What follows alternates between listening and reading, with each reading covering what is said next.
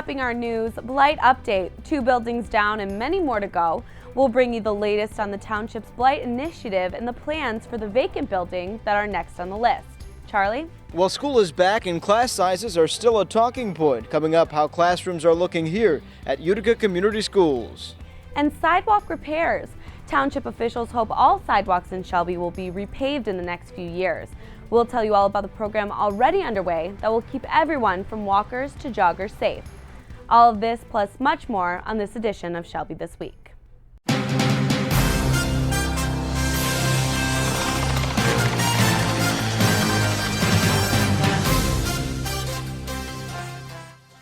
The school year is underway and local students, parents, and teachers all over the state are busy adjusting to a lot of new changes, especially here at Utica Community Schools. As we reported a few months ago, UCS would be making major cuts to their budget, including 35 teacher layoffs and program cuts. Charlie Cadao tells us how those cuts could affect the classrooms and how many students fill them in. The bigger classes make it harder for those kids and the teachers. Melissa Nowak and her 2 boys check out new books from the library. Okay, put that one in there. They are homeschooled because Melissa wants them to have one-on-one learning. It's worth it to know that my kids are not getting put in those large classrooms where they can be glossed over and not seen that they have learning difficulties. Her boys would have went to Utica Community Schools, but she's concerned about rising class sizes in schools all over the state. The average classroom in Metro Detroit has about 27 kids to a classroom. The average in the state, about 32. But Michigan is only 1 out of 15 states that doesn't mandate how many kids you can have in a classroom. And that's why Detroit Public Schools has 43 kids to a classroom. I have 3 kids. I can barely do homework with 3 kids at the same time. Veronica LaPlante's kids go to Utica. She says her 6th grader, Trevor, is advanced. And in a classroom full of 25 other kids with different abilities, he doesn't really get challenged. I think the parents need to be more active. I cannot expect the school to do all the educating. The parents need to be partners. But beyond that, Melissa, a former teacher, says schools should be accommodating. She says she knows the added pressure even when you add just a few extra kids. It stresses you and it makes you feel like you're not giving those kids enough, and it's hard on the kids because they're not getting that individualized education that they deserve. Melissa recommends being a hands-on parent this school year. She says to express your concerns to all the right people. Go to your principal and tell them, and tell the district, write to whoever you can from the top on down, and start fighting for your kids because the smaller class sizes can make a big difference. For Shelby This Week, I'm Charlie Cadado. And with the kids back in school in those classrooms, they'll be bringing back homework, projects, and books back into your home. But they'll also be bringing back something that affects the whole family, germs. Shelby TV's Lindsay Cameron tells us which places in schools are the most infected. As this first week of school goes on, many students will come down with common colds and flus that don't appear to be around towards the end of summer.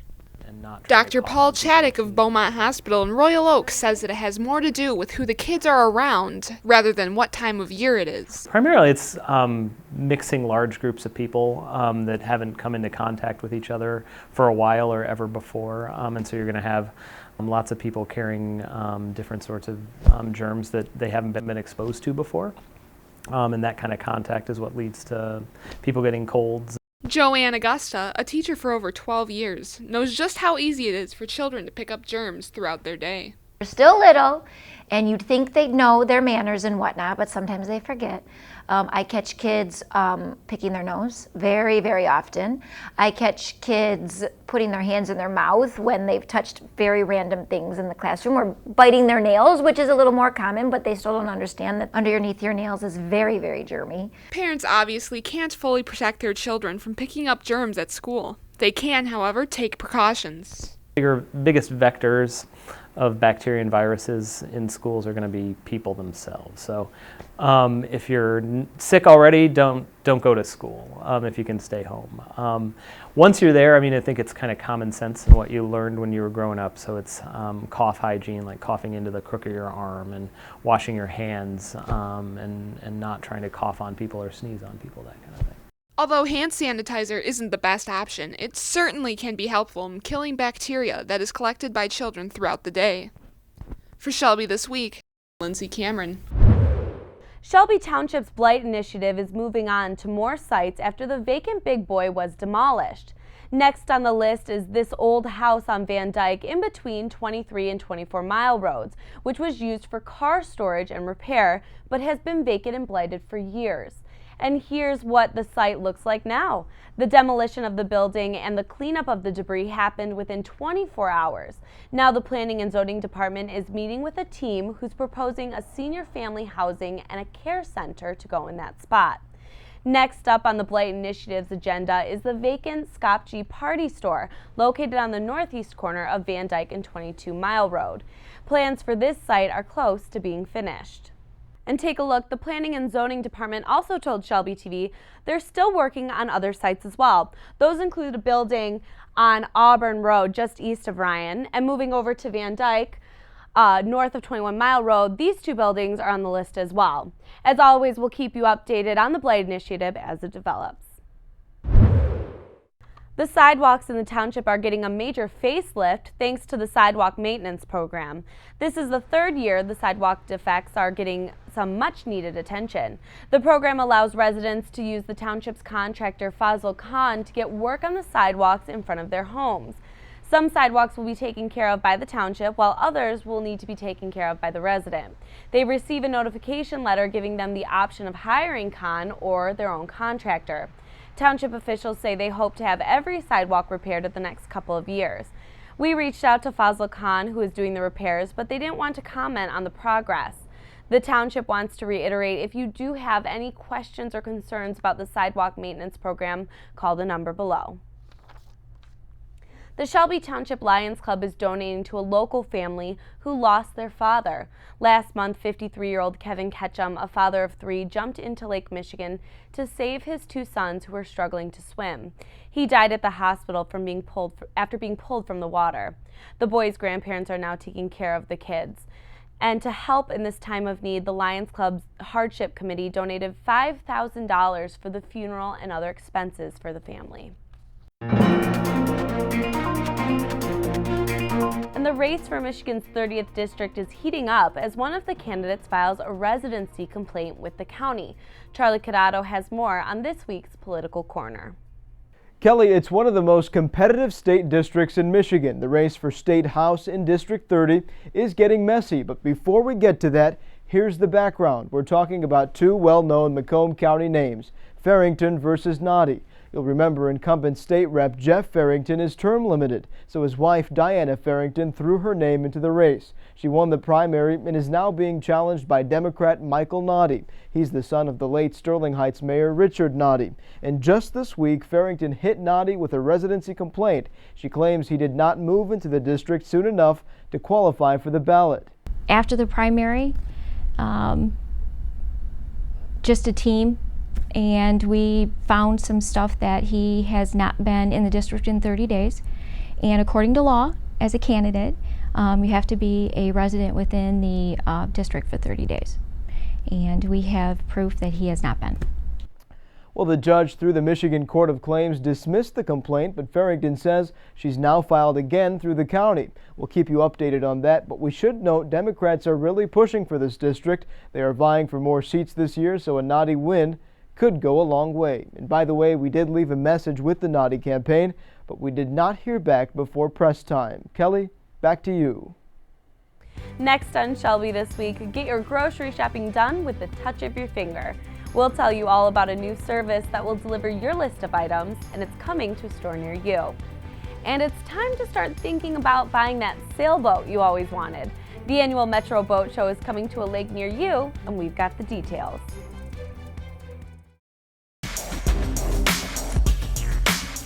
The kitchen can be a dangerous place. Please stay in the kitchen when cooking on a stovetop. Please keep children at least 3 feet away from a hot stove. Never leave children alone in a room with a lit candle, as they could get burned or cause a fire. It's a good idea to check your smoke detectors often, once a month. These simple tips can go a long way in keeping your family safe.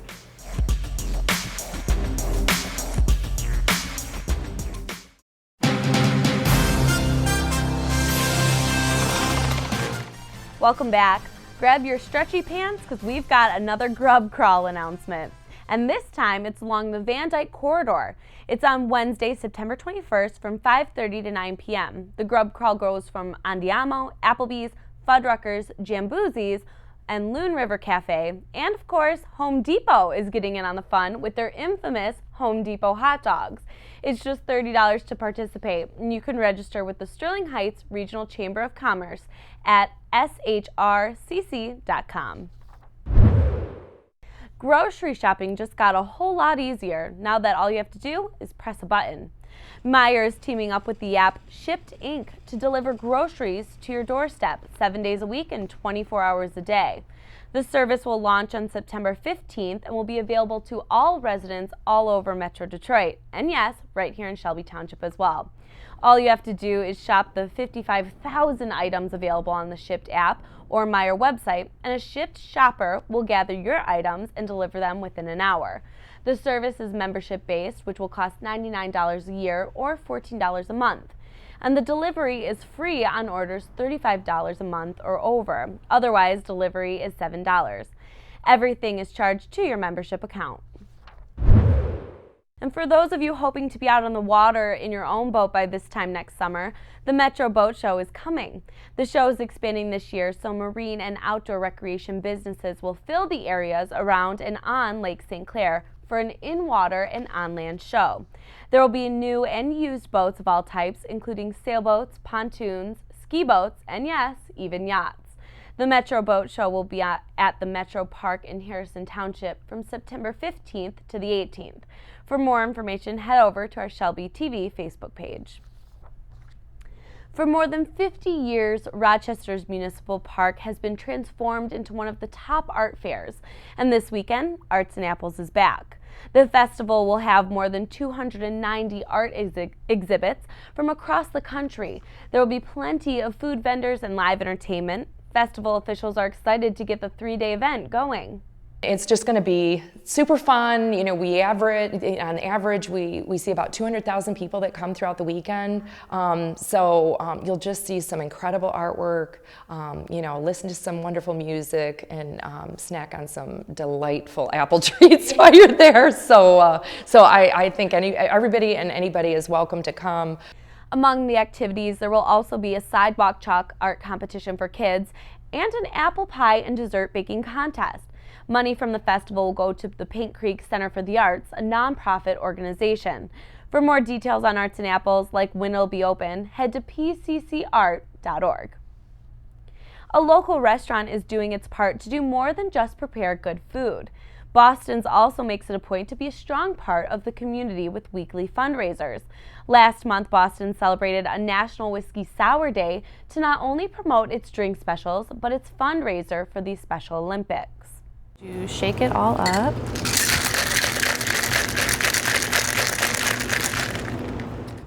And now they're hosting another fundraiser. Our fall promotion is for a new rib product with 3 new sauces made with Sam Adams products. So we have Angry Orchard Cider, Sam Adams Oktoberfest, and Sam Adams Boston Lager, all used to make different barbecue sauces. We're a part of the community, so we try to do whatever we can to be involved, to help good causes. So if you're hungry for ribs and looking to help make a difference, head over to Boston's Restaurant and Sports Bar on Hall Road, just west of Hayes. The month of September is National Preparedness Month, and the Red Cross is asking any eligible donors to give blood to ensure they're prepared for emergencies.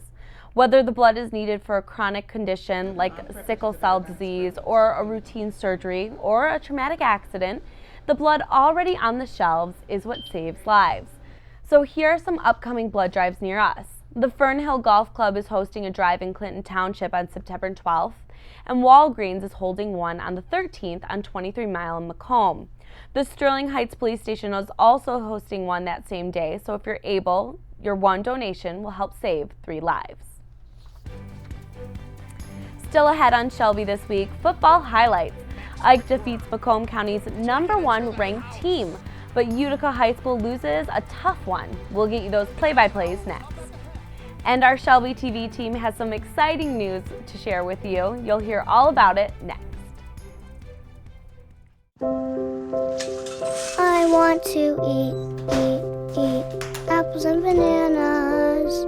I need to eat apples and bananas. Why can't I eat? 1 in 5 children struggles with hunger in America. Support the Feeding America nationwide network of food banks to help provide meals to those in need. Join us at feedingamerica.org.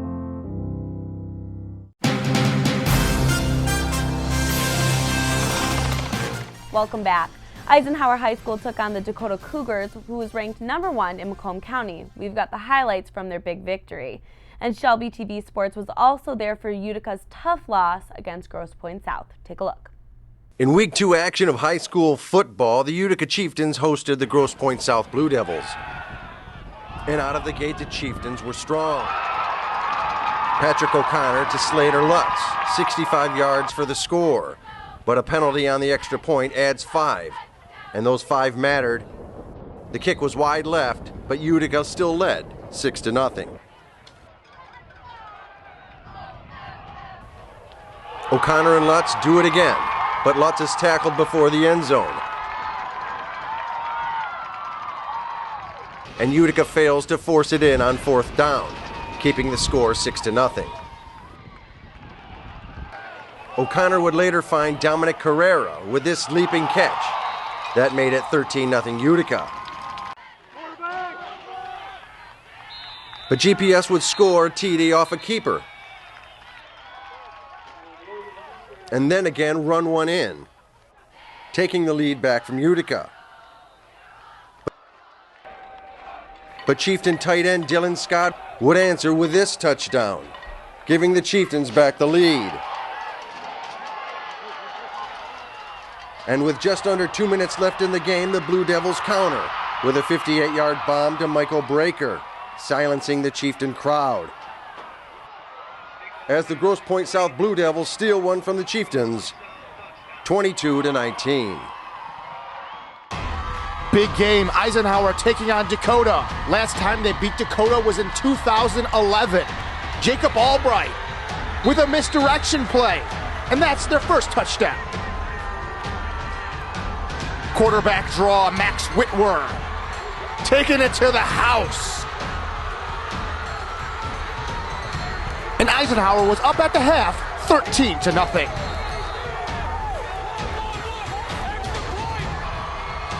Dawson Sloan rumbles into the end zone to cut Eisenhower's lead.